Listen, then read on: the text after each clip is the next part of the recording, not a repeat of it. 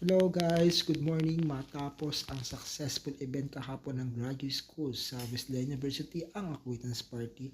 Nabusog nga at nag-enjoy nga kami, kaya dumiretso na kami dito sa bagong bukas na Starbucks sa Cabanatuan City, Maharlika Highway, na sinasabi nilang malinis at maluwang daw. Hindi nga tayo nagkamali, maluwang nga at may mga tao dito. At syempre malinis, meron din tong second floor sa taas. Yan po ang mga produktong binibenta po nila at ayan po yung mga cakes, mga breads, syempre yung mga drinks din po. Dumiretso na kami sa may gawing dulo para makaupo na at makapag-order na lang kami ng aming drinks. At nag-order na nga po kami ng isa sa pinakapaborito ko sa Starbucks, ang chocolate froth. Ayun po, ang in-order ko. Sobrang masarap po yan. At sila po ang mga kasama ko, ang mga classmates ko sa Masteral.